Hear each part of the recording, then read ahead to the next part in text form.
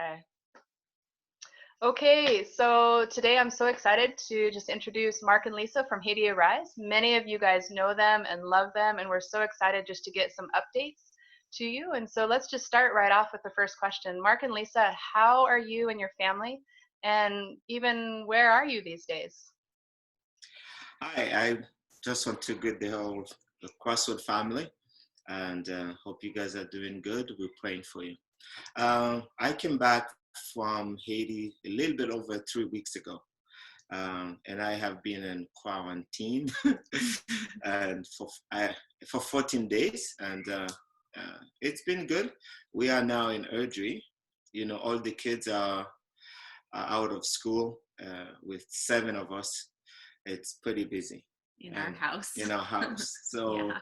we have to be creative and play games with them and stuff like that. So we are good, and we don't have any big event going on in the house so far. The COVID-19 a little bit away from us, so we're doing good. Mhm. That's great. Thanks so much. So, how I know everyone wants to know what's going on in Haiti. So, what can you tell us about how the pandemic has impacted Haiti as a country? Well, I would say Haiti is being impacted just like everywhere else in the world. Fortunately, on one end, there's not as many cases yet. Um, but in the Caribbean, I think every country in the Caribbean is affected. So Haiti right now has 34 cases and 2 deaths, but they don't have very good follow up to see who's recovered and even nationwide testing if people are getting sick. If someone needs to be tested, they have to send their test samples to the national lab, which is in Port-au-Prince, only one in all of the country. And the big issue that they're having is most of the hospitals throughout the country have shut down because they don't feel prepared to be able to handle this virus. And so the medical professionals are afraid themselves. And so they've deserted the hospitals, and that's really bad for patients that are coming in with other issues like diabetes or just regular sicknesses and needing treatments. There's nobody to help treat them, so that's been a big challenge. But the government in Haiti was very proactive, and I think even before Canada shut down their borders for travel, Haiti shut down all the borders for international travel in and out of the country. And they just arranged special flights to try to get missionaries out and back home. So they did that. All the schools have closed. Most businesses are closed, just like everywhere else in the world. They instituted a curfew, so people have to be in their houses by 8 p.m. at night. No large social gatherings allowed. In fact, a few pastors in the capital were not heeding that guideline from the government and got arrested because they were still having church services and gathering lots of people. And so they're pretty serious about wanting to do everything they can to be proactive, since the Haitian government knows they're not well equipped to handle a big spread. Hmm.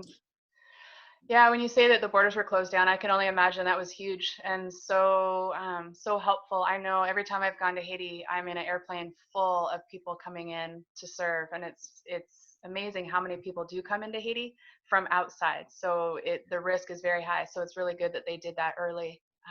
That's huge. So, of course, we want to know specifically in Grand Guave, how are things there, and more importantly with us is the Ministry of Haiti Arise. How are things being impacted because of this pandemic? Well, we are really impacted. Like the answer that Lisa gave, that the country shut down. So we have to shut down lots of our stuff. Uh, the church is not gathered in the building because we can't bring lots of people for worship. So, and we don't have this kind of system that we have here to communicate with the church members. Yeah, so, like calls like this. Yeah, they don't have but internet available. We have been meeting with our leadership team through WhatsApp and Messenger, and then connecting with them on how to connect. So to set up WhatsApp groups with the church members so they can pray with them, do small devotions and share the word with them and find out what's going on. And also we have putting together like a big, a small track with speakers and stuff. So they're going out in the street, sharing the word, and at the same time, encourage the people to, to wash their hands and respect the social distancing and stuff to protect themselves from the coronavirus stuff. And so we have been very proactive. Even me, before I came back, I went to a few churches, our own church, and I went to some other churches, and I did some seminar with the church members, the pastors. I talked to them about how to protect themselves from the coronavirus before I came back here. So, and even before the government did anything, so we were proactive on teaching the community. So yeah, those are the things that we've been doing. And so we'd have, as you know, we have no teams. Haiti been in trouble, like political upheaval for 2 years. And then now we have this COVID-19. It's really impacting us in the country. And then we have been doing some other stuff. Everyone like, hey, they don't have work. They didn't have work, and now they have to stay inside. How do they look after themselves? So we've been doing food distribution. So we have to be tactful on how we do it to respect the COVID-19 rules and stuff. So we have no big crowd. So we go from house to house, bringing food to families. And then we bring people by 10 to our campus, and we put a chair at the door, and then we put the food, and then they come and get it and then move away, and then we put food again. And so that's what we've been doing, and stuff like that. Yeah.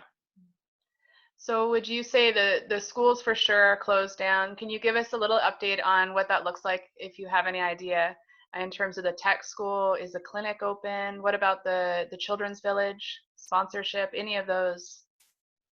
Yeah, so because the school cannot be open and operating right now, it is closed. The technical school is closed. We had to close the clinic as well because we don't have the equipment or the preparations to be able to handle if the virus presented itself in our area, as well as we're not allowed to gather lots of people. So we usually have like 60 to 100 people a day as patients coming in the clinic. So we are not allowed to have that right now. But we proactively decided, when everything closed down, we decided to still pay all of our staff for the next 2 months to just help them through all of this and not cut things yet until we find out what does this look like long term. So for people that are helping sponsor and everything, it's still supporting our staff to make sure that they're being taken care of. We've also made sure that families that are a part of our school and our church and that have been sponsored, that they're getting care packs and food distribution. The Children's Village, fortunately, because they are set up like homes and families, they're not seriously impacted. They're able to still function as a family and just stay together. And a lot of our parents are teachers also, so they are carrying on the education with the kids in the Children's Village that way. And then, as Mark said, since we can't gather the church in any of our churches, we have 9 churches throughout Haiti, we have been encouraging them as small groups to try to have a small group leader that makes sure they connect with 10 or so people in their group, either by WhatsApp or some other social media way, and then going out in the street to evangelize just with a big truck and speakers so that people are still hearing the gospel that way. Yeah, for the clinic, since we had closed, but there are lots of other issues that are being neglected, and they are coming to Leah and us, a personal medical staff for help. So the problem we have now to continue helping the other issues. So like it's like, diabetes or yeah, people that have high it's blood pressure that would medicine. normally come. So we have to find a way to buy medicine so we can continue uh, helping those that are in great need Yeah. beside the COVID-19. Yeah. Mhm.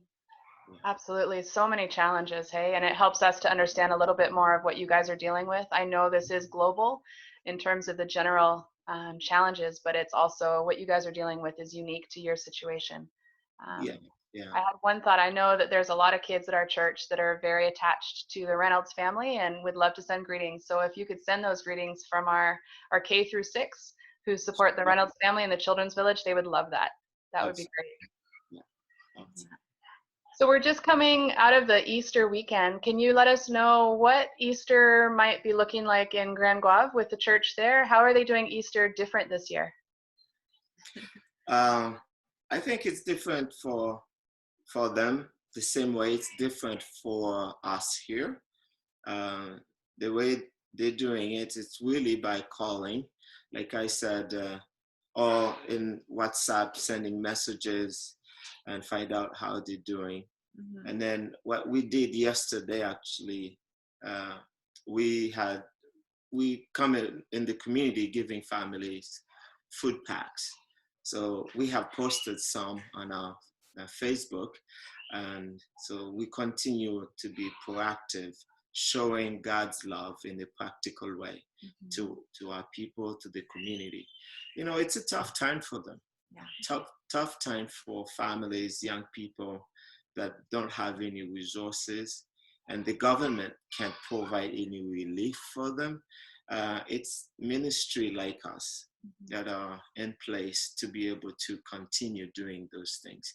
And I believe it's a wonderful time, and where we can reach out to those that are in need and desperate in some ways, and then share the gospel, give them hope through Jesus Christ. And so we stay in contact with our leadership and team in Haiti. We said, this is where the church needs to arise, to come alongside. And those that are hurting, we come alongside and help them and encourage them. We can go through it. We can go through this.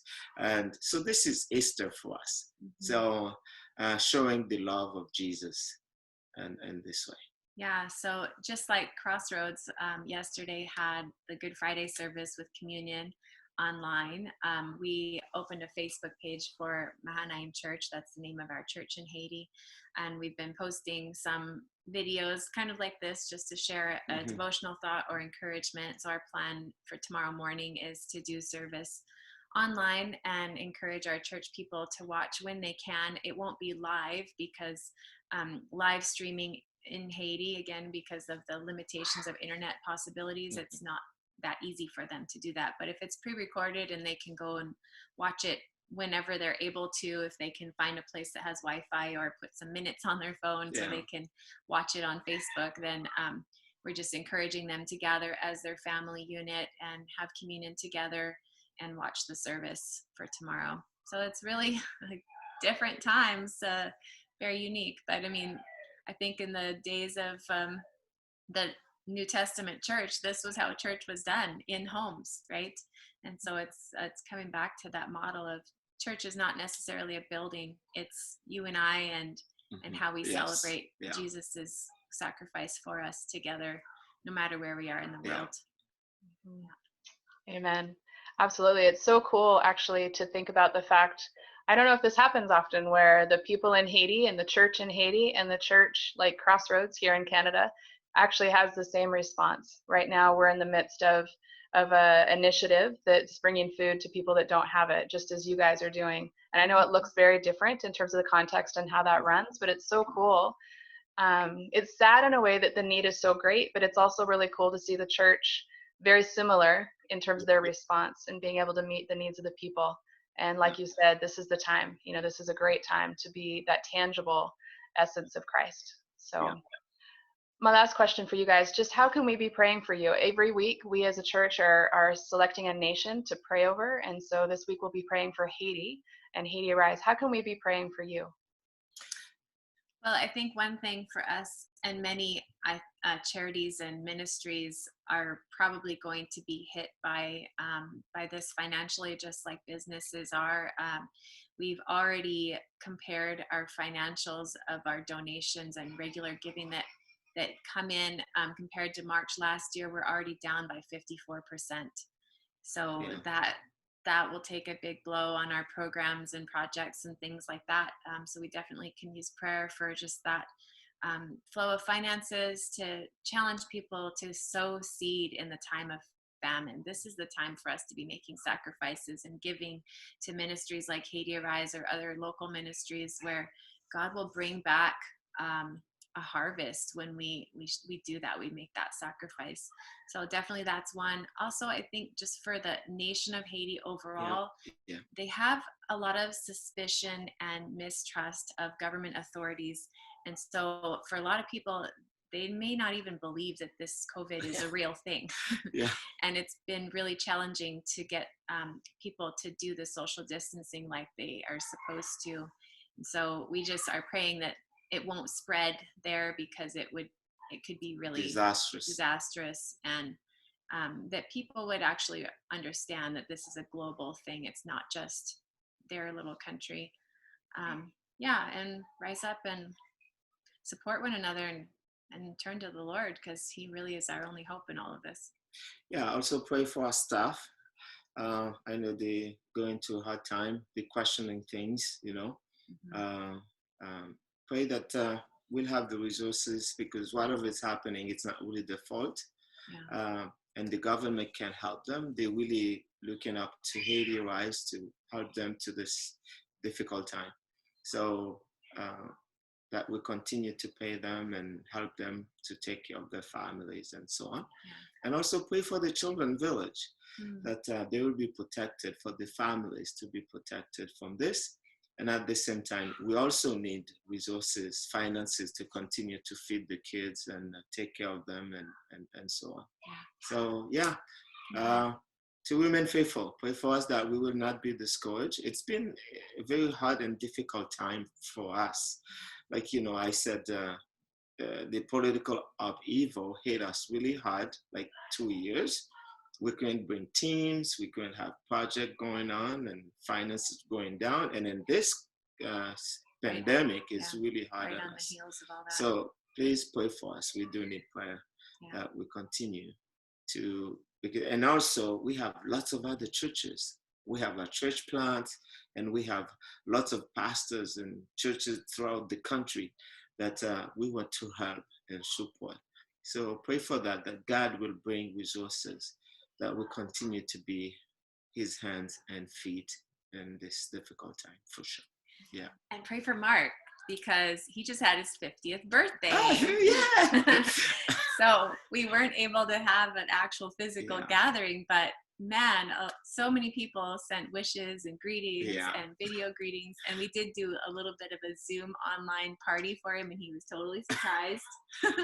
I still want to have a real party. Yes. It's a milestone. Remember, in Haiti, life expectancy was 45, went up to 52. So he's already beating the odds. So yes. So just pray that his next 50 are even more glorious. Yes.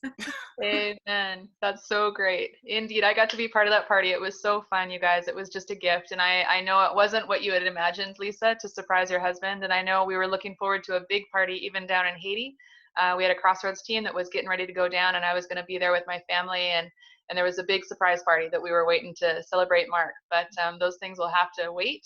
But we can still celebrate. So we celebrate you, Mark, and we thank you so much.